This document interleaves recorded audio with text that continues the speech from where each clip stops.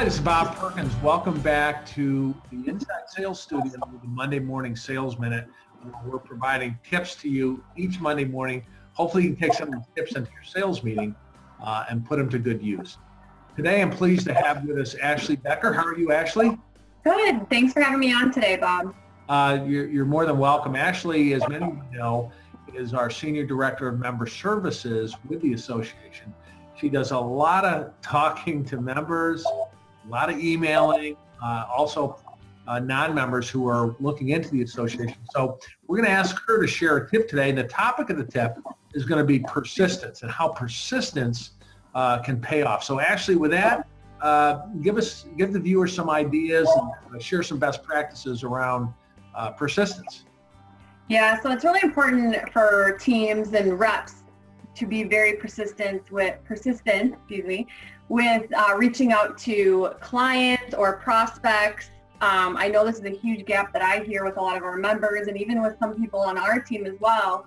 And some tips that I always share with them is obviously use your CRM and keep it up to date. But when you're reaching out to new contacts, is kind of do a cadence with making sure you're connecting with them on LinkedIn and don't just send them an invite, but actually make it personable.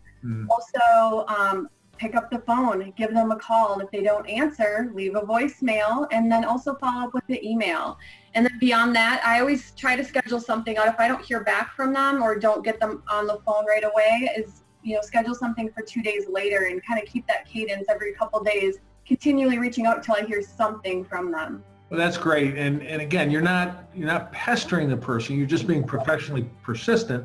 Yeah. I heard three things there. I heard start with LinkedIn, kind of warm up the contact. Use email. Use the phone. If you don't get through, leave a voicemail. But then he said follow back up in 2 days. I think a lot of inside sales reps may think that's too soon. They may wait a week or more. So what are your thoughts on that in particular?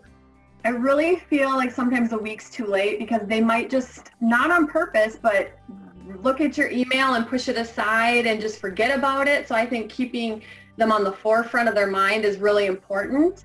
And if they don't want to talk to you, they're just going to tell you no. So I don't think being persistent is a bad thing until they really do tell you no. That's good. That's really good advice. Tips that whether you're a frontline sales rep, business development rep, sales development rep, or even a leader, great things that you put to use right away. So thanks, Ashley, for coming on. I know you'll be back next week for another tip on writing email. And we look forward to that. So thanks, everyone, for viewing the Monday Morning Sales Minute. This is Bob Perkins. Have a great sales week.